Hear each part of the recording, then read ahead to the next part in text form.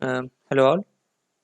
तो आज हम लोग नया चैप्टर शुरू करने जा रहे हैं। आज है सिक्स लेक्चर क्लास टेंथ का। तो ये है इंट्रोडक्शन टू ट्रिग्नोमेट्री।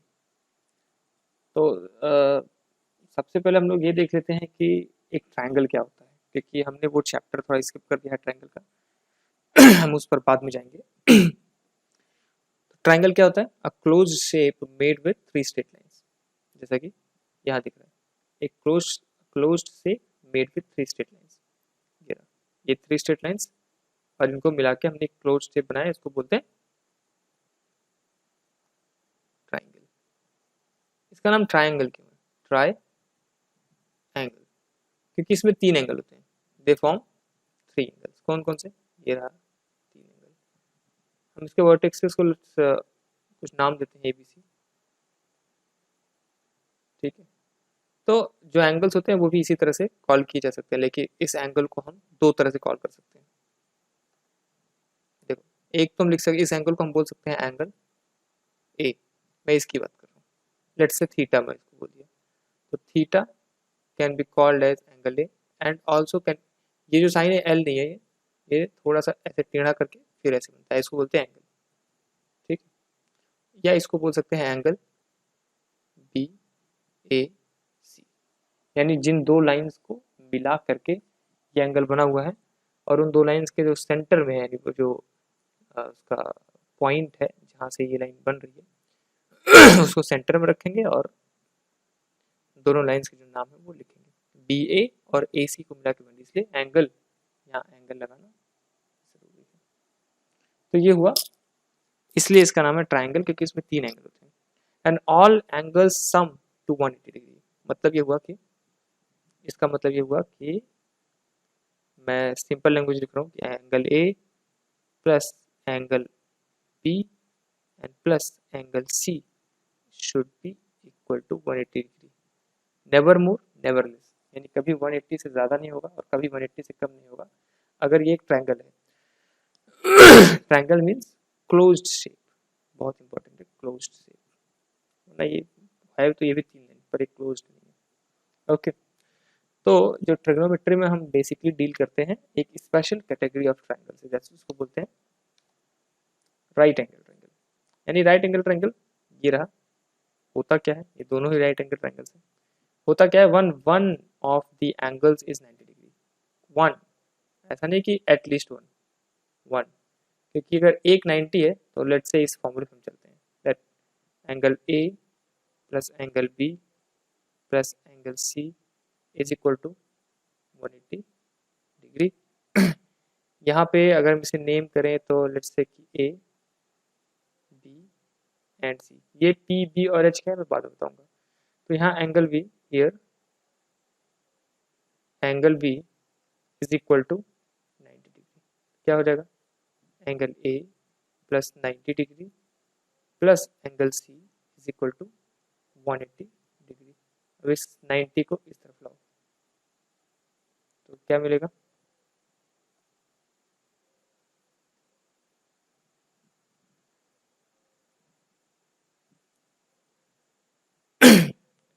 तो यहाँ से हो जाएगा, ये हो जाएगा angle A plus angle C is equal to 180 degree minus 90 degree, that is equal to 90 degree. ये जो साइन डॉट लगा रहा हूँ, छोटा सा सर्कल है, इसको बोलते हैं डिग्री। तो अब क्या है, ये दोनों मिल करके 90 के इक्वल होंगे। देखो, angle C is equal to 90 degree. तो इसका ये मतलब हुआ कि इन दोनों में से कोई भी एक 90 के इक्वल नहीं हो सकता। मान लो, लेट, अगर थोड़ा सा इसको डिलीट करना पड़ेगा, दोबारा बनाना पड़ेगा कुतुब मीनार में।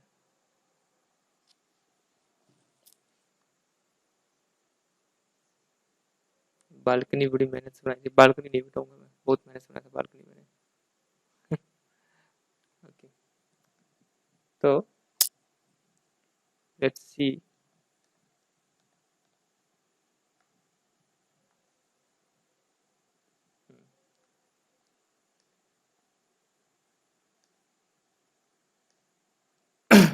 तो मैं बोल रहा हूँ कि let angle A is equal to 90 degree. तो क्या हो जाएगा, यहाँ से 90 प्लस एंगल सी यहाँ से इज इक्वल टू 90 डिग्री। तो यहाँ से क्या हो जाएगा, angle C is equal to 90 minus 90 degree that is equal to 0 degree. तो ये एक 0 डिग्री हो गया, यानी 0 डिग्री मीन्स कि दो ट्रायंगल की ही दो लाइंस के बीच में 0 डिग्री है। तो तीसरी लाइन कहाँ बनाओगे, लेट्स से अगर बनाते हुए तुमने ध्यान दिया है तो ये हो गया पॉइंट बी, यहाँ हो गया पॉइंट ए, और ये वाला हो गया पॉइंट सी। तो सी बी कहाँ बनेगा, यहाँ मैं रेड कलर से बना देता हूँ, सी बी बनेगा यहाँ पे। तो क्या ये क्लोज शेप हुआ है, तो एक लाइन लाइन बन गई बस। तो जब भी 0 डिग्री होगा तो ऐसा ही प्रॉब्लम आएगा कि वहाँ ट्रायंगल जैसा कुछ नहीं बनेगा, वहाँ एक लाइन ही बनेगी। इसलिए कोई भी एंगल 0 नहीं हो सकता ट्रायंगल के केस में। तो इसका ये मतलब हुआ कि कोई भी दो एंगल जो है वो 90 से ज़्यादा नहीं हो सकते। एक एंगल 90 से ज़्यादा हो सकता है, उसमें कोई दिक्कत नहीं है लेकिन दो एंगल्स 90 से ज़्यादा या 90 के दोनों इक्वल भी नहीं हो सकते हैं। ये चीज़ बहुत इंपॉर्टेंट है, बहुत ध्यान देने वाली है। ओके, तो हम थोड़ा दोबारा कुतुब मीनार बनाते हैं। ओके, अच्छा एक चीज़ इसमें रहेगी अभी हमारी, ये एच क्या है, ये बी क्या है, ये पी क्या है।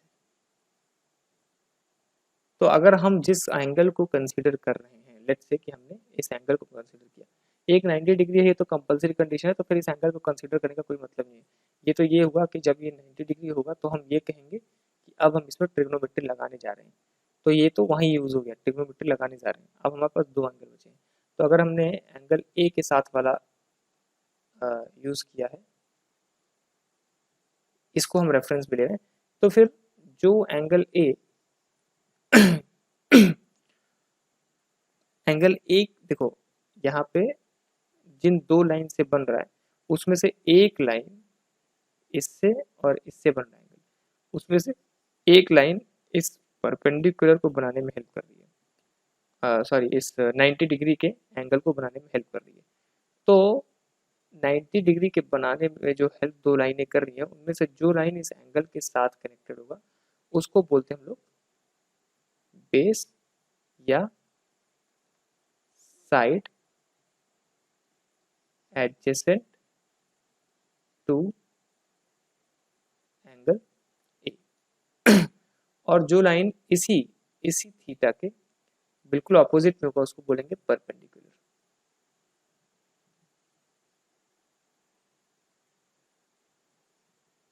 ठीक है, या side opposite to angle A. और इन दोनों के अलावा जो 90 डिग्री के सामने वाला जो आर्म होगा इस ट्रायंगल का, उसको हम बोलेंगे हाइपोटेन्यूज।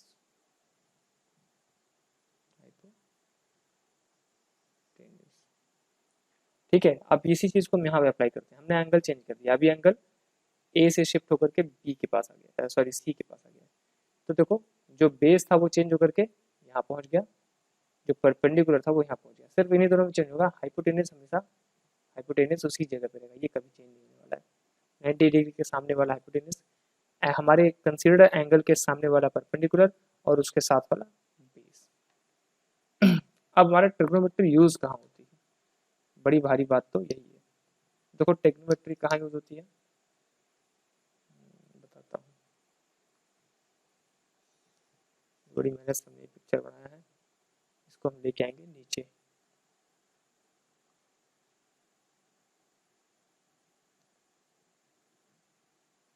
यहाँ तो कहाँ यूज होता है, तो मान लो आप गए कुतुब मीनार देखने, ये है हमारा कुतुब मीनार।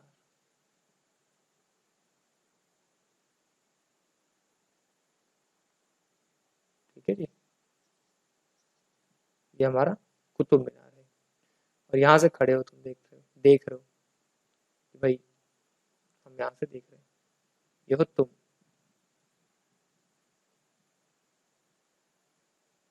थोड़े से मोटे हो तुम, तो ये है तुम्हारी आंख, और ये है तुम्हारा पैर। तुम्हारा पैर और कुतुब मीनार का पैर अलग अलग जगह तो होगा नहीं, तो कुतुब मीनार को बना देते हैं थोड़ा बड़ा। ठीक है, तो तुम कुतुब मीनार के टॉप को देख रहे हो, कुतुब मीनार के टॉप को देख रहे हो, और तुम्हें पता करना है कि ये हाइट कितना है, कुतुब मीनार का हाइट कितना है, मान लो पता करना है, कभी इच्छा हो गई। ठीक है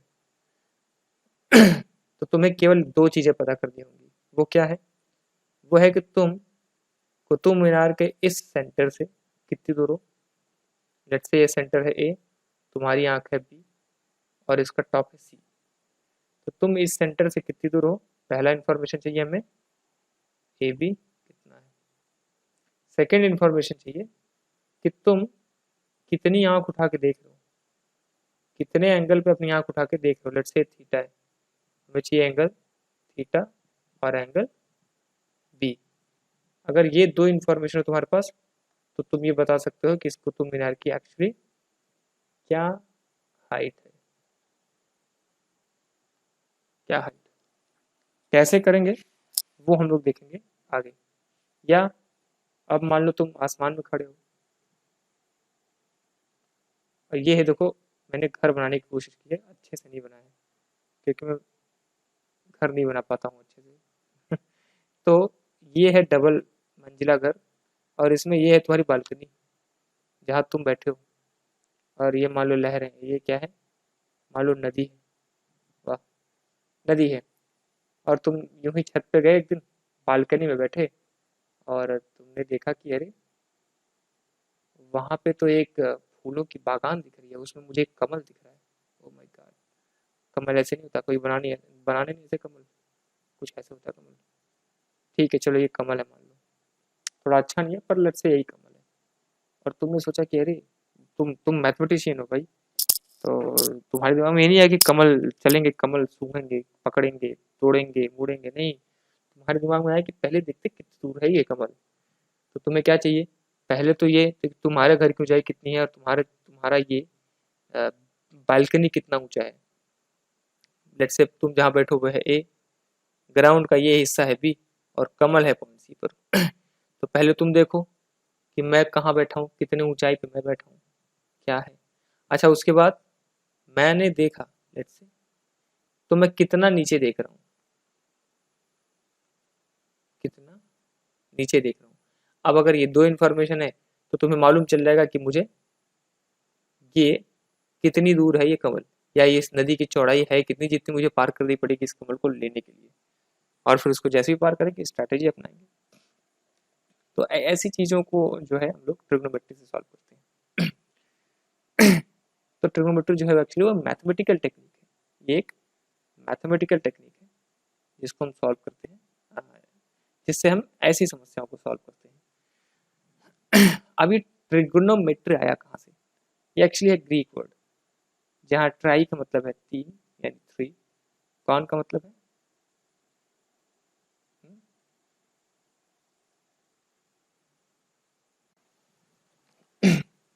तो हम लोग थे कि ट्रिग्नोमेट्री नाम कहाँ से है, ये ग्रीक वर्ड है। ट्राई मीन्स तीन, gone means sides, and metron means measurement.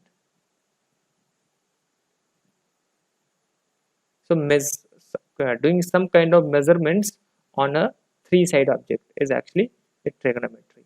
So यहाँ पे लिखा है in this chapter we will study some ratios of the sides of a right triangle with respect to its acute angle. So दो चीजें हमें ध्यान देने की जरूरत है, पहला sides of a right angle, दूसरा ratios, और तीसरा acute angles। इन रेशियोज को क्या बोलते हैं, ट्रिग्नोमेट्रिक रेशियोज। तो हम रेशियो पढ़ेंगे sides of right angle triangle having acute angle. तो मेरा क्वेश्चन है व्हाट इज एक्यूट एंगल, मैं ऐसे बताऊंगा इस वीडियो में, लेकिन ये टेस्ट का कोई क्वेश्चन है व्हाट इज एक्यूट एंगल, और इसके अलावा एक और एंगल होता है ना, वो भी सर्च करके बताना, टेस्ट में वो दोनों क्वेश्चन आएंगे, आउट है ये। So these ratios can be extended to other angles including 0, 90 and more than 90. तो कहने का मतलब है कि जो ट्रायंगोनोमेट्रिक रेशियोज हैं, ऐसा नहीं है कि वो सिर्फ एक्यूट एंगल्स पर ही अप्लाई होते हैं। नो, ऐसा नहीं। पहले एक्यूट एंगल्स क्या होता है? Acute angles means more than 0, less than 90। Angles having less than angles having values less than 90 is acute angle. तो ऐसा नहीं कि केवल 90 डिग्री से लेस पर ही हमारा अप्लाई होगा, बिल्कुल भी ऐसा नहीं है। ये हमारा ज़्यादा एंगल पे भी अप्लाई हो सकता है और कम एंगल पे भी अप्लाई हो सकता है, नेगेटिव एंगल पे भी अप्लाई हो सकता है, कितने भी डिग्री पे भी अप्लाई हो सकता है। क्या? ट्रायंगोनोमेट्रिक रेशियोज लिखा है ना, these ratios can be extended to other angles including 0, 90 and more than 90। So will calculate triangular ratios for सब स्पेसिफिक एंगल्स। तो हम लोग अभी आज के लेक्चर में तो नहीं, पर कल हम लोग कुछ स्पेसिफिक एंगल्स की ट्रायंगोनोमेट्रिक रेशियोज सॉल्व करेंगे कि वो क्या है। आई थिंक आज का वीडियो काफ़ी लंबा हो चुका है, तो आज इतना ही। इसके आगे लेक्चर 7 में हम लोग चलेंगे इसके आगे, और लेक्चर 8 से हम लोग क्वेश्चन सॉल्व करना स्टार्ट करेंगे। फिलहाल मैं आपको एक जानकारी दे देता हूँ कि हमारी एक वेबसाइट है जिसका नाम है eduhub.cricons.in। यहाँ जाइए, इस पर रजिस्ट्रेशन करिए पहले, फिर साइन अप करिए। कुछ प्रॉब्लम हो, कुछ डाउट हो, हमें कॉल करिए, क्योंकि असाइनमेंट हम जो आपको देंगे, टेस्ट जो होगा वो इस साइट पर ही होगा। और सबसे बड़ी बात यह है कि जब हमारे पास हम लोग एक लीडर बोर्ड भी बनाएंगे कि कौन अच्छा परफॉर्म कर रहा है, और उसको रिवॉर्ड देंगे, जो भी ऑनलाइन रिवॉर्ड पॉसिबल होगा। और अगर कुछ अच्छा हम लोग रिवॉर्ड देना होगा तो हम आपके घर तक भी पहुंचाएंगे उन रिवॉर्ड्स को। तो इसलिए आप बने रहिए इन चीज़ों के साथ। अब हम लोग देखेंगे आगे ट्रायंगुलर रेशियोज क्या है अगले वीडियोस में, अगले लेक्चर में। और हम लोग जल्दी ही हमारा पूरा जो काम धंधा है वो अपनी वेबसाइट पर शिफ्ट करने वाले हैं, इसलिए शिफ्ट उसी पर आइए, वेबसाइट पर ही आइए। ऑफकोर्स हम लोग यूट्यूब पर भी देते रहेंगे, उसमें कोई दो राय नहीं है, पर हमारा सारा जो ये काम काज है वो सब हम लोग इसी वेबसाइट पर ट्रांसफ़र करने वाले हैं, इसलिए ज़रूर आइए। तो हम लोग कल कुछ और बेसिक थियरीज पढ़ेंगे, थोड़ा बहुत कॉन्सेप्ट अपना मजबूत करेंगे, और फिर हम लोग क्वेश्चन सॉल्व करेंगे। मे बी क्वेश्चन हम लोग लेक्चर 8 में सॉल्व करेंगे। ओके।